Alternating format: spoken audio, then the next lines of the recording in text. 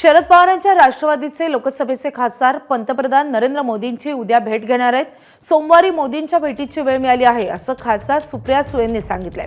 तर या भेटीवरून राजकीय चर्चांना उधाण आलंय, कारण पुढच्या आठवड्यात संसदेत डिलिमिटेशन विधेयक येण्याची शक्यता आहे। त्यामुळे या भेटीवर ठाकरेंच्या शिवसेनेचे खासदार संजय राऊत, शरद पवारांच्या राष्ट्रवादीचे आमदार रोहित पवार, काँग्रेसचे आमदार विजय वडेट्टीवार आणि खासदार वर्षा गायकवाड यांनी भाष्य केलंय। आपण पाहूयात।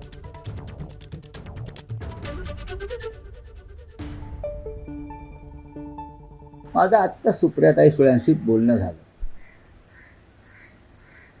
आणि ह्याच विषयावर बोलणं झालं। मी माहिती घेत होतो, त्यांनी माहिती दिली स्वतःहून। कुठेही संभ्रम नको, महाविकास आघाडी किंवा इंडिया ब्लॉक त्या प्रधानमंत्र्यांना भेटणार। तुमच्या मनामध्ये जे काही शंका आहेत त्या शंका तुम्ही ताबडतोब पुसून टाका। हे मी वारंवार सांगतो, कोणीही कुठेही जात नाही आणि कोणीही महाविकास आघाडी सोडत नाही। आणि शरद पवारांची राष्ट्रवादी ही महाविकास आघाडीचा एक महत्त्वाचा घटक आहे आणि पवार साहेब आमचे मार्गदर्शक आहेत।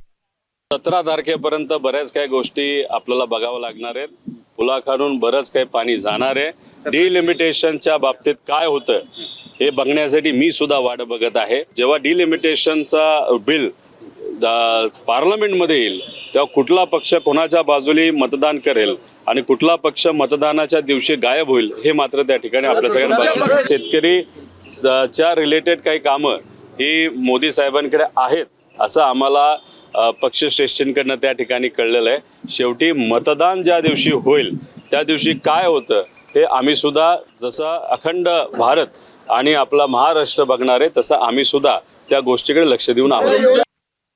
आमचं लक्ष आहे ते विकासासाठी भेटत असतील तर आमच्या शुभेच्छा आहेत। आता डिलिमिटेशनवर त्यांची भूमिका काय आहे आज बोलणं उचित नाही, पण खूप दिवसापासून पवारसाहेब भेटले त्यावर चर्चा झाली, मग तटकरे भेटले त्यावर चर्चा झाली, पुन्हा सुप्रियाताई भेटले त्यावर चर्चा झाली, पुन्हा जाऊन प्रफुल्ल पटेल भेटले त्यावरही चर्चा झाली।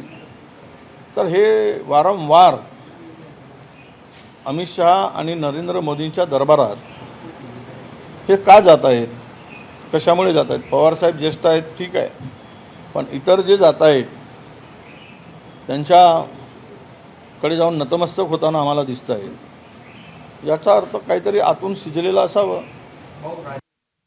3 हप्ते पूर्ण झाले, 4था हप्ता आता सुरू झालाय। देशाचे पंतप्रधान आणि गृहमंत्री जे आहेत ते संसदेमध्ये येतात कुठे, हा सगळ्यात महत्त्वाचा प्रश्न। आम्ही सातत्याने सांगतोय की तुम्ही संसदेमध्ये आणि उत्तर द्या। ही जी मागील काळामध्ये विद्यार्थ्यांवरती लाठीमार झाला ते भारतीय युवक होते, भारताची संपत्ती होती, भारताचं भवितव्य होतं, त्यांच्यावर कोणी केलं? लाठीकाठी कोणी चालवली, बंदुका कोणी चालवली? आणि अशी सरकार चालणार नाही। पण दुर्दैवाने ते संसदेमध्ये येत नाहीत।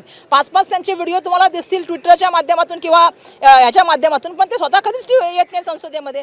मला एक गोष्ट सांगायची तुम्हा सगळ्यांना, डिलिमिटेशन बिलासाठी सातत्याने ते गणित चालू आहेत, पण हे आपण बोलत नाही की त्यासाठी पाट्यांची तोडमोड होते, त्यासाठी लोकशाहीचा गळा घोटला जातो आणि त्यासाठी जे संविधानिक मूल्यांना पायदळी देण्याचं काम होते। एबीपी माझा, उघडा डोळे बघा नीट।